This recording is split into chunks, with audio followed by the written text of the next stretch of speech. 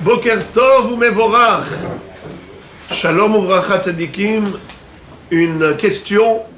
Si on avait du linge qui était mouillé à l'entrée du Shabbat, qui est sorti de la machine à laver, et le linge est encore mouillé.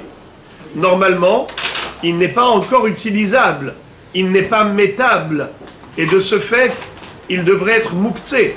Et nous avons une règle que Migod itketsai ben hashmashot, itketsai kule yoma.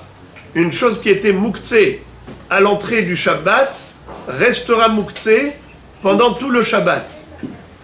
Alors ce linge qui était mouillé au début du Shabbat, il était mouktsé puisqu'on ne pouvait pas l'utiliser. Alors la halakha elle est comme ça.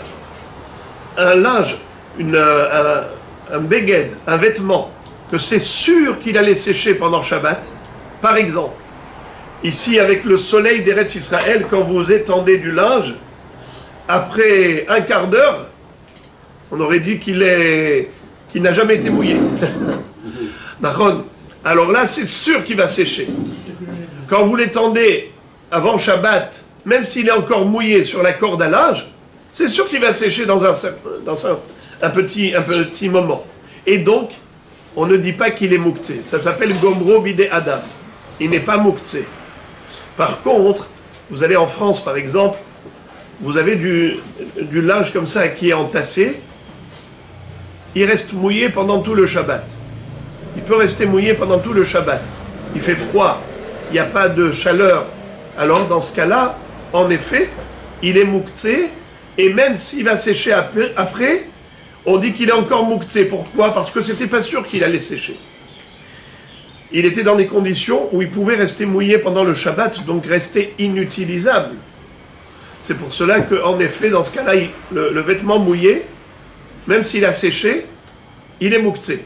Mais dans des pays chauds, comme ici, en Eretz Israël, ou bien on a mis le vêtement à côté du radiateur, juste avant Shabbat, et on sait que ça va sécher, c'est sûr que ça va sécher, dans ce cas-là, c'est pas mouktsé. Une fois qu'ils sont secs, on peut les prendre sans problème.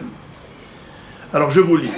Kvisa shetiapsha bimot hachoref bemeshech hashabbat gam lelo chom hashemesh ou haruach kigon samuch leradiator en hamouktsé mishum davek gomro bidei adam umuteret betiltul achar shetiapsha aval yibush hakvisa atalui betnae mezeg ha'avir הרי אם מוקצה בימות החורף, אפילו אחר שהתייבשה. ובימות הקיץ בארץ ישראל, הכביסה אינה מוקצה אחר שהתייבשה לכל השיטות.